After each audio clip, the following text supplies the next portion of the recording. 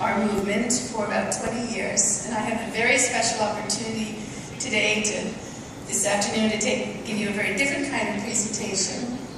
That is, we're going to try and cover Father and Mother Moon's life, legacy, contribution in North America, about 49 years worth of investment, in about 12 minutes.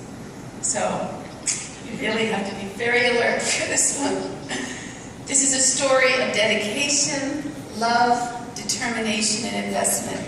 And really it's my privilege and honor and pleasure to share this with you. So we're going to cover a lot of ground.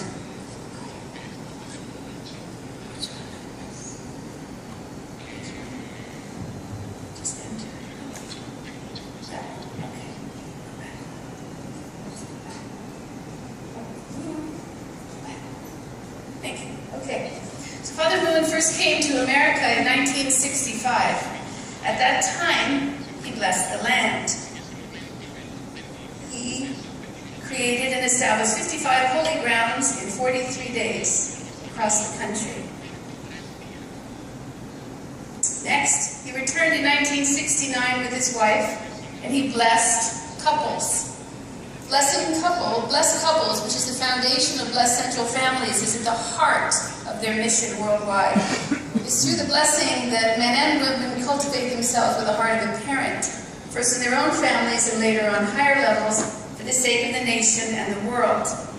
So actually I'm just going to go through slides of blessing ceremonies that have taken place over the past 30 years.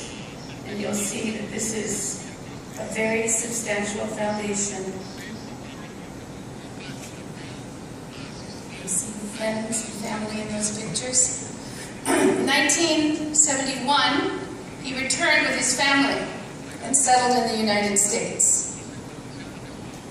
Father Moon came to America to awaken this nation to its God-given responsibility for the sake of the world.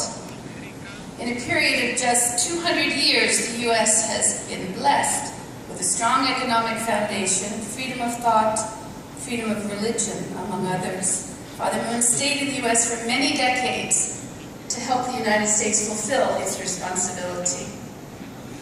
Father Moon said that 1972 to 1974 were very important years in America's history. He reached out to the highest levels of leadership and encouraged members to both witness and grow the church. He and his wife conducted many speaking tours. Actually, I like this picture because many times on their speaking tours, where did they eat? They ate at McDonald's. He conducted 7 city speaking tours, 21 city speaking tours, 32 city tours, followed by Madison Square Garden, Yankee Stadium, Washington Monument. On the foundation, in the midst of this, the Watergate crisis arose and he took a very public stand. Between 1972 and 1974, Father Moon became known to every American. There's Father Moon with President Nixon, Madison Square Garden, 1974, Yankee Stadium, 1976. You can see the numbers, huge crowds coming to hear his message.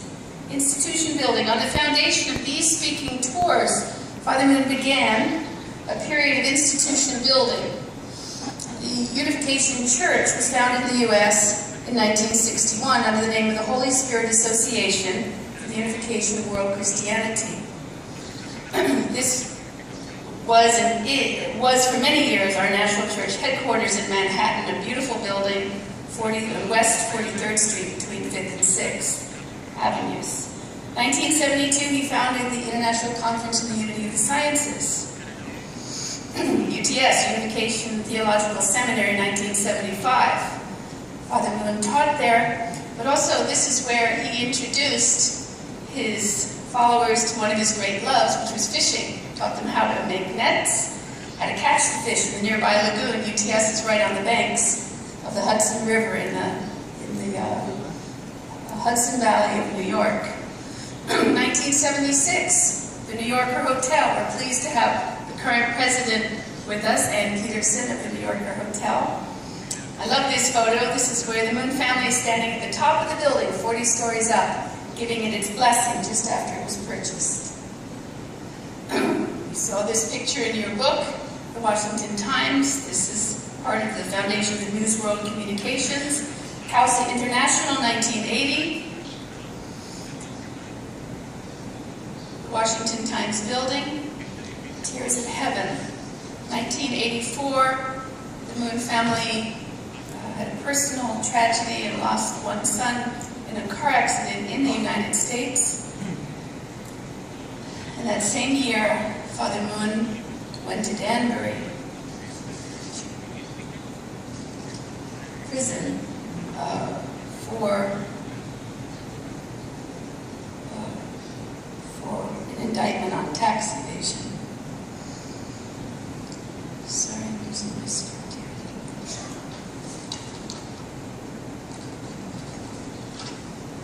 In the midst of this growth, there was controversy and growing organized resistance to the movement from some parents, an organization called the Cult Awareness Network, some political individuals, the media, and the far left. Father Moon was indicted on charges of income tax evasion. He was actually the first person in America's history to be indicted for the very first tax form he completed in the U.S.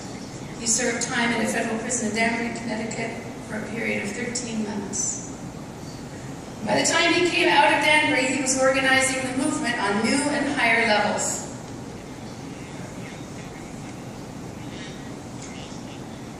University of Bridgeport, we became involved with the University of Bridgeport in 1992. The Women's Federation for World Peace was founded in 1992. Mother Moon spoke in the United Nations, 1993.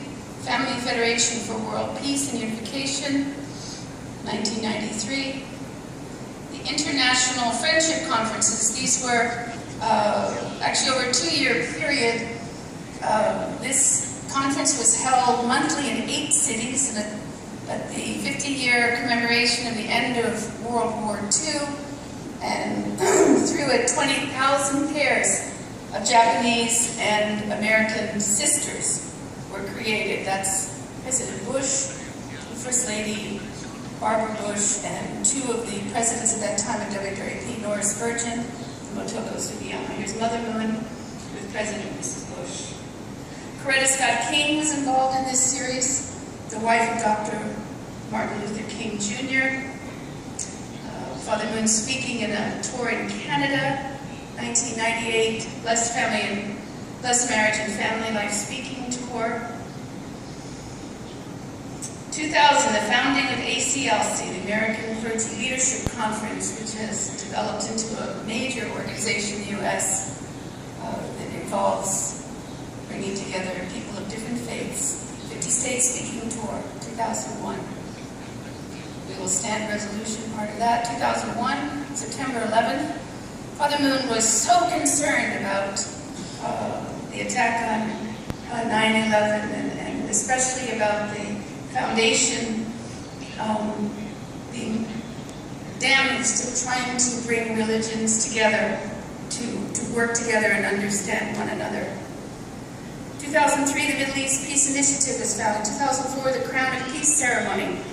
This ceremony was a time when Father Moon and Mother Moon wanted to share with Americans what it meant to be a prince and princess of God by showing the way themselves and encouraging all of us to become those kind of people. 2005, the founding of the Universal Peace Federation.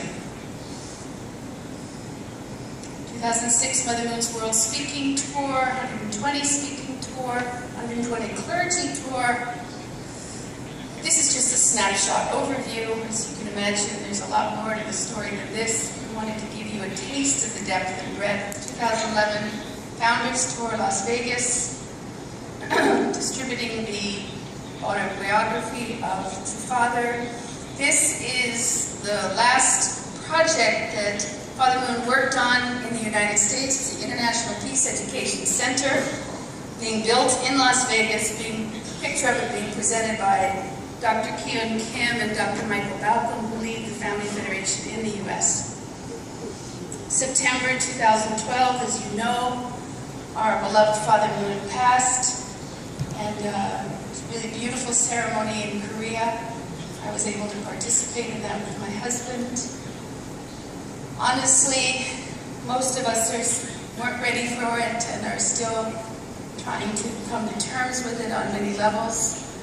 And we're so grateful for Mother Moon's determination and resolve and love to move the movement forward and really complete Father's life's work. A few months after Father passed, Mother Moon came and spoke in Las Vegas and then conducted a pilgrimage in the United States with her children and visited many of the sites in the U.S. that were very dear to Father Moon.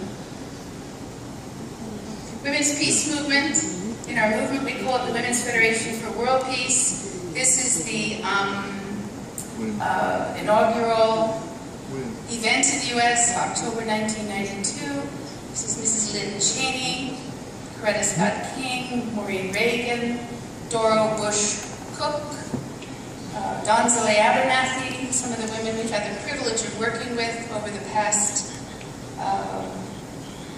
20 years in Women's Federation. Nora Spurgeon, the first president, myself. I love this picture. This is with Father Moon in their breakfast room at their home in New York. This breakfast room had a big rock. You can see the rock behind there. The rock came before the house, so the rock's still there.